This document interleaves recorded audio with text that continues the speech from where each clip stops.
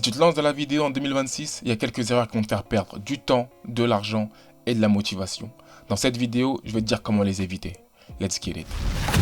Erreur numéro 1, croire que le matériel est une priorité. Évidemment, avoir la meilleure caméra du marché, ça facilite les choses. Mais si tu ne sais pas comment l'utiliser, ça va ne te servir à rien. J'ai acheté ma première caméra en décembre 2019. C'était la Canon M50. Franchement, c'est une bonne caméra pour commencer, mais je me suis vite rendu compte de ses limites. C'était ma première erreur. À peine 6 mois plus tard, j'étais déjà à la Fnac pour acheter le Sony A7 III qui a littéralement changé ma vie. C'était la caméra hybride par excellence à l'époque et 5 ans plus tard, elle est toujours dans mon sac. Cette fois-ci, plus pour une utilisation photo car je suis passé à la 7S III il y a quelques mois. Pourquoi je me suis trompé? Parce que le Canon M50, quand je l'ai acheté, je voulais un appareil photo, j'ai vu quelques vidéos, je me suis dit ok, c'est un appareil entrée de gamme, j'y vais. J'aurais plutôt dû investir directement sur le Sony A7 III parce que j'avais pour ambition d'en faire ma passion, mais vraiment d'utiliser toutes les fonctionnalités vidéo de l'appareil. En 2026, il y a plein de boîtiers qui sont incroyables, mais la vraie question c'est pas quelle caméra acheter, mais plutôt qu'est-ce que je vais faire avec? À quel point je vais investir mon temps dans cette passion? Est-ce que je vais en faire mon métier? Est-ce que c'est juste un hobby? Et en fait, c'est ça la clé, se poser les bonnes questions avant d'investir dans du matériel. Ma première caméra, ça a été mon iPhone, mon téléphone, et j'ai commencé à faire des vidéos avec ça. Une fois que ça m'a vraiment plu, là je suis passé à l'appareil photo. Mais pour commencer, filmez avec ce que vous avez. L'erreur numéro 2, c'est de ne pas filmer assez. En tant que créatif, on veut toujours bien faire. On va regarder des tutos sur le matériel, sur les réglages, sur l'étalonnage. On va vraiment faire en sorte d'emmagasiner le max d'informations pour être prêt. Et quand on tourne enfin, on rentre chez soi, on regarde les images, et là, on est déçu. Et si tu es déçu, c'est pas parce que tu es nul, c'est juste parce que tu ne pratiques pas assez. Moi, quand j'ai acheté mon premier appareil photo, je sortais tout le temps. Je faisais des vidéos au restaurant, dans la rue, à la fête foraine.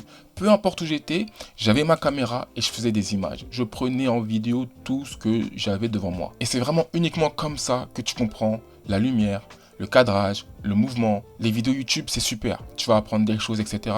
Mais la pratique, il n'y a rien de mieux que la pratique. C'est là où tu vas te tromper, c'est là où tu vas corriger et c'est là où tu vas travailler ton œil. Et en parlant d'œil, la troisième erreur, c'est de copier les autres. Alors, s'inspirer, c'est bien. Mais essayer de faire la même vidéo que ton youtubeur ou ton créateur de contenu préféré a fait, c'est autre chose. Déjà parce que vous n'y arriverez pas, chacun a sa patte artistique. Et même si vous y arrivez, à quoi ça sert au final? Si tu es un professionnel, le client qui va t'embaucher, il t'embauche pour ce que toi tu sais faire, pas pour que tu imites quelqu'un d'autre. Et puis même si tu n'es pas professionnel, si tu le fais par passion, l'idée c'est que toi tu crées ta patte, ton identité visuelle, ton œil. Et c'est pour ça que les gens voudront travailler avec toi au final. Moi par exemple, c'est vrai que je consomme beaucoup de contenu de filmmakers, de vidéastes. Quand je vois quelque chose d'intéressant, je me dis, j'aimerais bien essayer ça dans ma prochaine vidéo. Le but évidemment, c'est de toujours ajouter quelque chose de nouveau, mais tout en respectant mon œil et ma direction artistique. Tu prends une idée, tu l'adaptes à ton style et tu crées.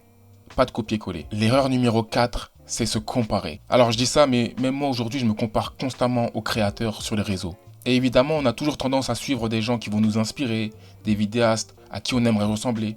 Donc forcément, on va se comparer à des gens incomparables par rapport à notre niveau. Et c'est là le problème. Au final, on va toujours regarder là où on voudrait aller, mais on va jamais vraiment se dire d'où est-ce que je viens. On va jamais regarder derrière.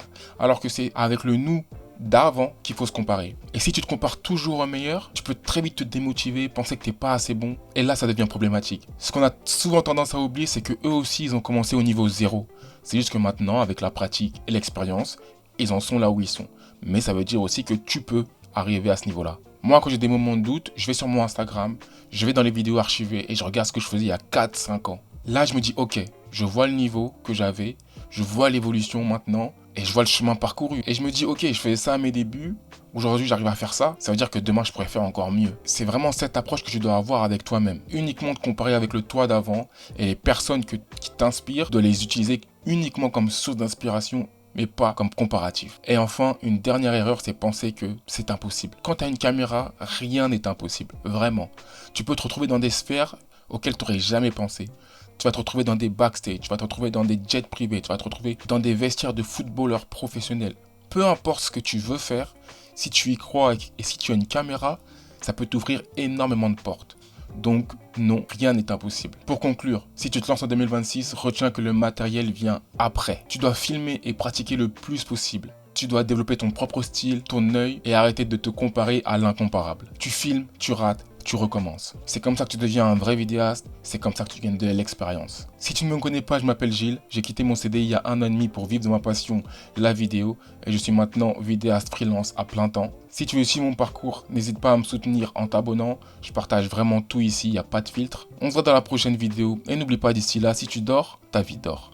Peace.